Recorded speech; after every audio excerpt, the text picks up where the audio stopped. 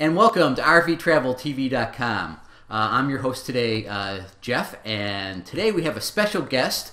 Well, actually, two guests. We actually know them personally, which is really kind of fun. Craig and Kathy from HikingCamping.com. How are you guys doing? You can talk we're now. doing great. Anytime we're out, yeah, we're always love to be outside. Yeah. So we're doing great.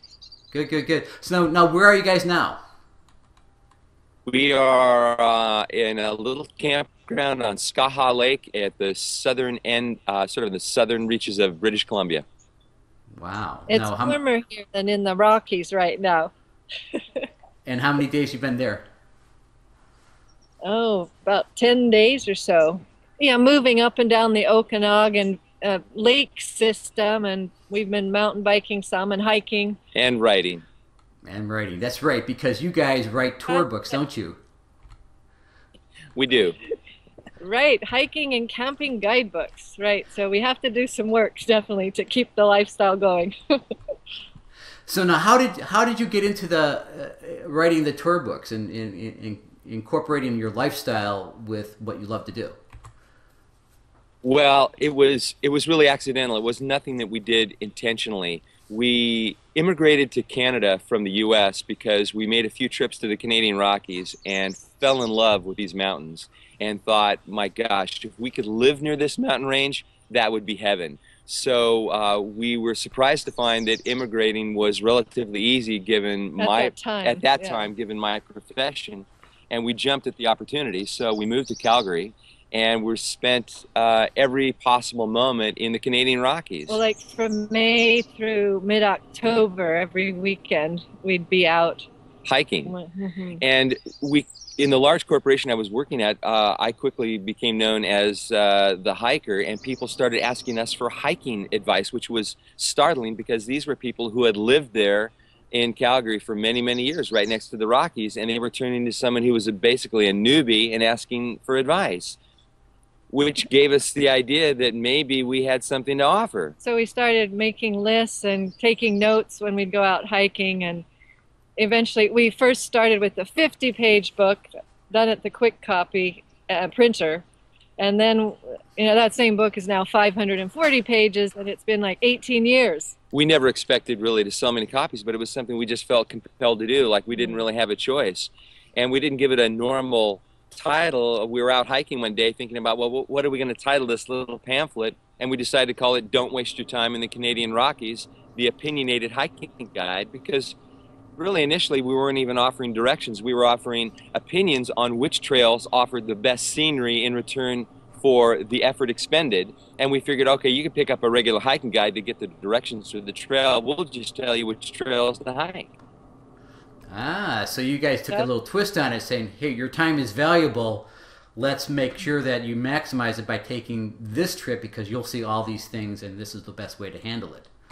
Exactly, and we realized that other guidebooks didn't do that, which is actually a frustration for us. Most guidebooks treat all trails as if they're equal, and they don't really, in that regard, respect your time. And most people have very little time to spend in the outdoors doing what they love, so we thought, well, gosh, someone should advise them on how to use that time to best for the ultimate reward. Well, and also we felt it would be more fun for us if we could be opinionated in writing it. So it was. And obviously you're both very opinionated. So which one of you is the photographer? Well, I am. I do, yeah, most of that. And if I'm in the picture for a change, I'll kind of set it up for Craig and say, here, do it this way. She'll say, do this, point, shoot. Yeah. Yeah, now, and it's been really fun. And we improved the years. Yeah. Yeah, so Jeff? how many books or editions did you put out in the last 18 years? I think it's been 14 or 15. Yes. Two of them are no longer in print. They didn't sell well enough. But the others, also, we edit and revise our best-selling books like every 2 years. So that's a big project. Takes us like a month just to update a book every couple of years. So do you go back and revisit all the trails?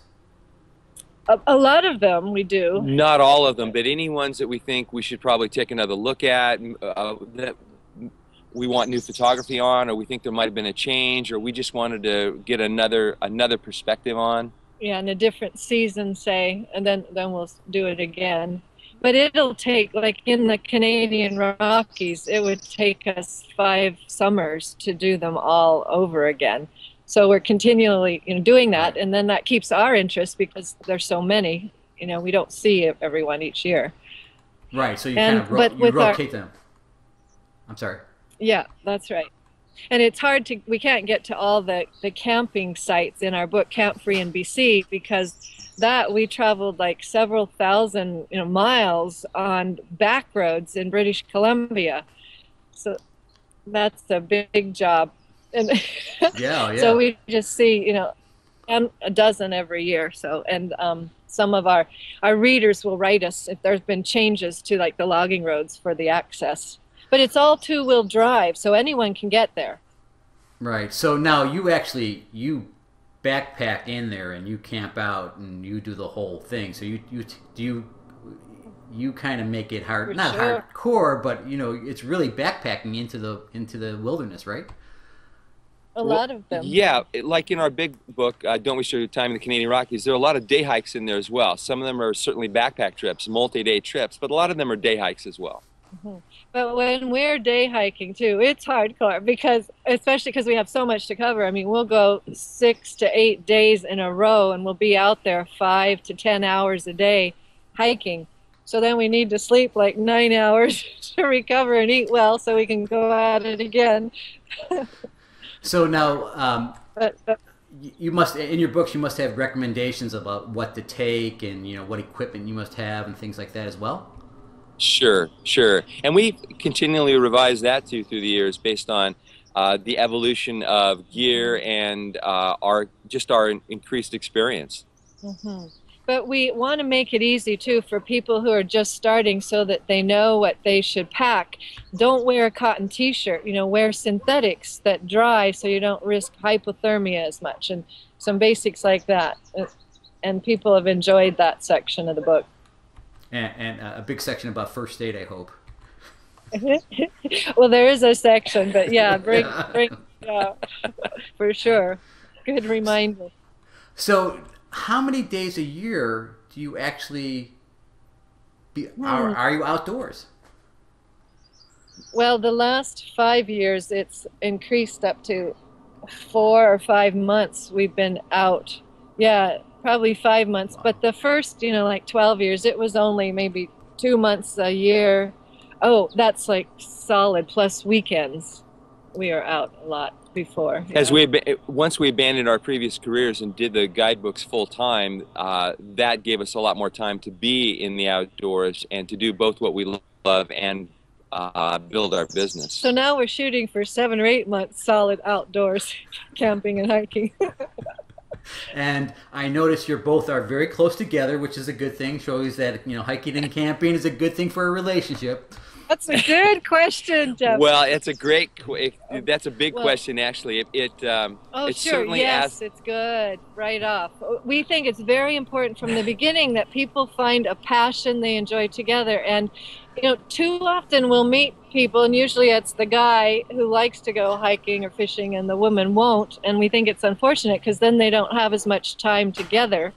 And right. Couples really get close when they're outdoors enjoying it, and the good parts, the great scenery and the accomplishment together, but also the challenges together. It makes you closer, even if sometimes we argue when you get uncomfortable or tired and you bicker a little bit, but you stay together because you have that passion together, and you look forward to sharing it. Well, time outdoors is time away from all the petty details of life, all the little niggling decisions that really keep you from appreciating your partner. And when you get out on a trail, those niggling details don't follow you, and suddenly it's just you and the person you love, and you really settle back into what brought you together to begin with, and you really appreciate that. I think it's one time that it's an opportunity to have sort of get back to the purity of the relationship. Well, he said that It's beautiful.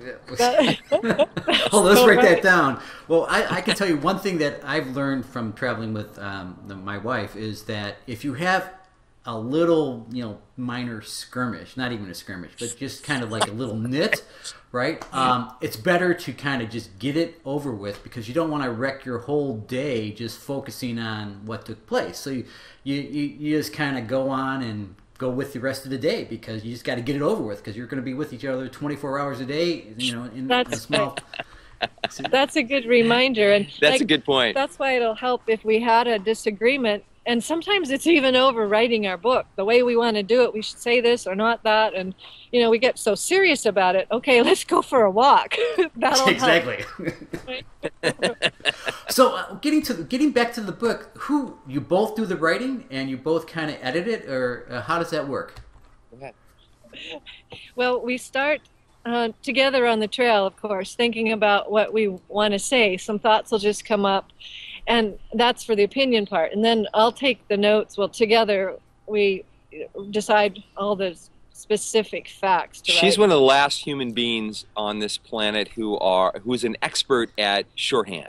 Yeah, so that helps. She actually taught one of the last classes ever shorthand. So she's a shorthand expert, and she just loved it. She didn't know why she was doing it way back then, and it turned out that her career relies on it. So she takes shorthand notes when we're in the field. But then the most important aspect of making our books distinctive is when we're writing it, out camping or at home base, and interpreting it, not only remembering the trail as well as we can from the notes, but being creative with how we present it. And we think of a lot of those ideas together, the free associations, whether it's from popular culture or literature or just general thinking. And I do a lot of the advice about how you should do a trail, like even which direction on a loop, or what time of year, or which parts you should see and which you can avoid or ignore.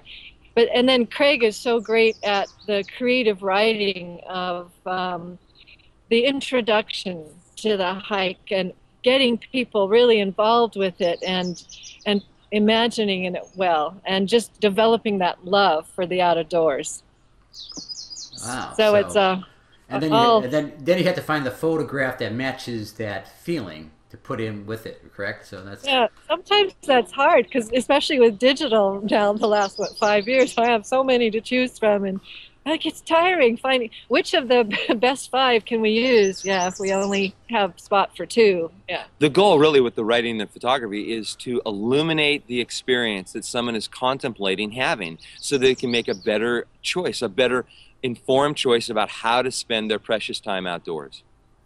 Okay, now that's a big segue there. Okay. How many? Now, I'm a little bit confused. Is there several books covering different areas of Canada and United States, or is it just one book that's constantly updated? Okay. Well, first there is one, our Don't Waste Your Time in the Canadian Rockies, the opinionated guide. That's the one that we've had the longest, for 18 years, and it's grown through the years, and we update that one more regularly. Improve it. That's a hiking guide to all the Canadian Rocky Mountain National Parks. Oh, let's list them. It includes Waterton, down near the border with Montana, and Kootenay, Yoho, Banff, and Jasper National Parks. And then we have another book called Where Locals Hike in the Canadian Rockies, which covers a different segment of the Canadian Rockies called Kananaskis Country. Right near Banff. South of Banff, not far from Calgary, and that's not a national park, so that's a separate book on another region within the Canadian Rockies. We've got and Where Locals Kootenays. When we lived in BC, in the Kootenay area, we have a book on that. It's called Where Locals Hike in the West Kootenay, and then we've got guidebooks on areas outside of Canada, like Hiking from Here to Wow, North Cascades, which is the North Cascades Range in Washington. We have another one called Hiking from Here to Wow, Utah Canyon Country, which is on the canyon country of southern Utah. And we go down there like most springs and Octobers to extend our hiking season when we can't hike in the Rockies. And we just want the change of the red rock and that other world. And then we have a series called Done in a Day, which is day hikes for like Whistler, BC, and Banff and Jasper, Moab. And that covers the 10 premier hikes in that region. And another one of our best-selling books is called Camp Free in BC, which is a guidebook to 350 free campgrounds, free of charge campgrounds in British Columbia. Now they are provincial parks? And that one we discussed. No, they're not. Provincial parks charge money. They're like $25 to $35 at provincial parks, and we haven't ever wanted to pay much for camping, or we like to be free too. But we were looking for trailheads in these logging roads far off from the main paved roads in BC, and we came across a string of them along this river valley. We thought, oh my gosh, are these free? Yeah, we couldn't believe it. It was like the scenery was certainly provincial park quality, but there was no charge to camping there. We started researching it. We realized there are lots of these campgrounds in British Columbia. There's no guide to any of these, so we thought, let's do it. So we started tearing around in our car and sometimes visiting like a dozen of these things in a day. Yeah, wow. And they all have like a picnic table and just a pit toilet, but they're also quiet compared to provincial or state parks. They're not by busy roads and fewer people at most of them. Some are only 2 or 3 sites, right, and beautiful spots. So a person gets to really explore BC that way. Now, since we created that, oh, go ahead. I'm sorry. So those are accessible by cars, like car camping kind of thing?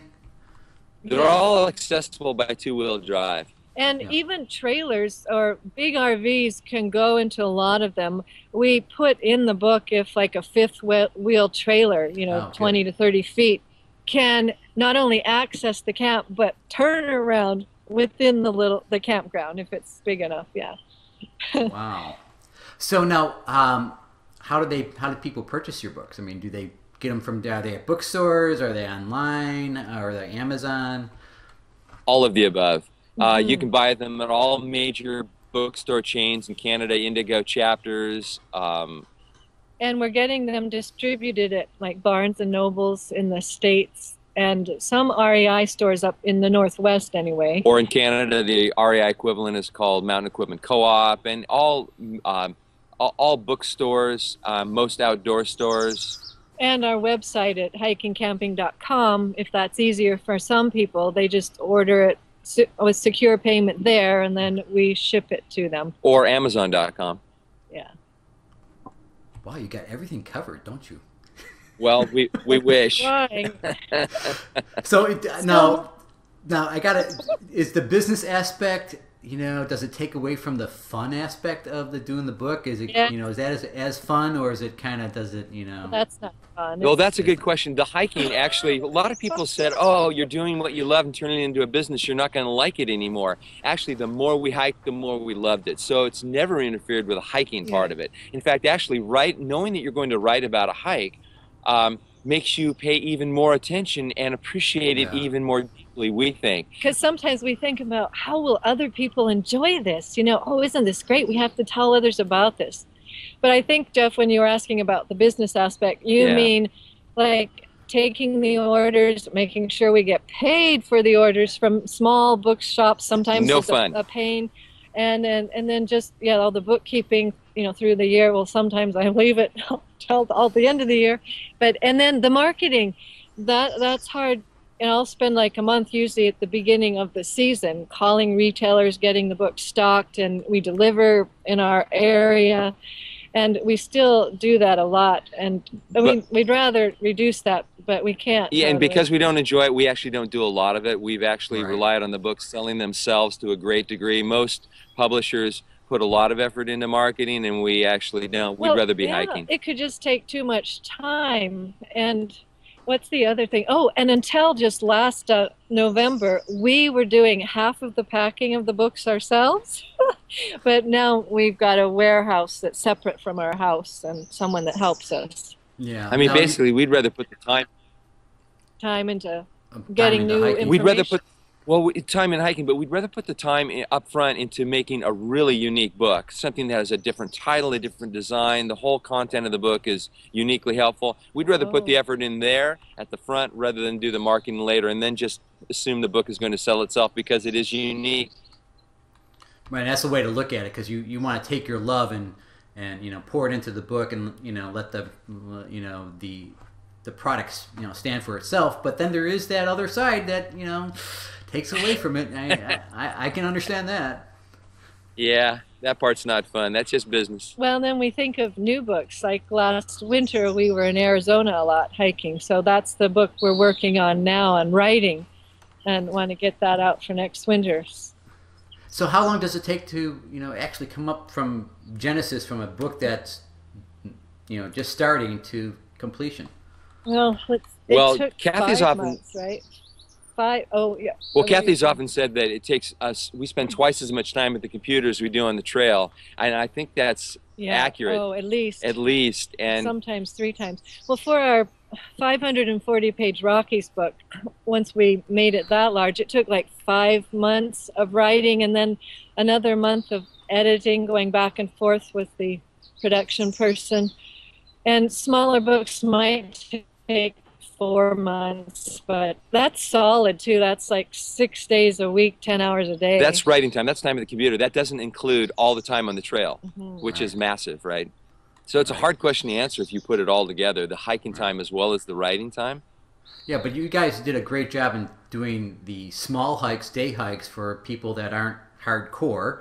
And then, those people that want to go into the wilderness even more, they can use your books from a different aspect. So you kind of got that covered from both sides. And now it's, it's the business side, which is turn it over to somebody else. No, Turn we it over. can't. We to do a lot, or we wouldn't make enough money to be out here more. Yeah. I'm just teasing you. That's why there's Amazon and Amazon and all that other stuff. Yeah, that probably does a good job of tracking all that information for you. Yeah. We're very grateful to all the retailers who will sit there, have a bookstore, the storefront, and so that people, when they're out touring, just traveling to an area, they can go see it in person. That's a good point. Yeah, because they might not know that the book exists, and they like to compare between the other books sometimes. Yeah. Well, so that's good. See it, then they'll want ours. Well, of course you want. Hey, I want yours. So what the heck? So now, let me switch back over here. You have a couple parting comments for people who are interested in getting your book. Just how, like you said, through Amazon, through your online site again. Yes, and on our website we have some excerpts, some pages they can see, and the book covers. Oh, and also, yes, go to our website, because there's a part that says like photos, videos, and we have slideshows. You can choose the region you're interested in, if it's the Rockies, North Cascades, Arizona, and even for Camp Free in BC, pictures of lots of great campsites. And like when they're at work and they want to be outside, they can just have a slideshow and get inspired to make the effort to do the preparation. That's often the hardest thing for people, I think, to pack the car, get the gear they need, and go. So the inspiration gets you over that hump. Yeah, exactly. Also, if they want to check our blog, we're constantly writing about areas that are outside the sort of the purview of our books. You'll find advice, very specific advice on a particular hike or a camping destination, or the type of boots you should get, get. or equipment. We're blogging about that kind of thing all the time, and so that's something else that people might want to check into.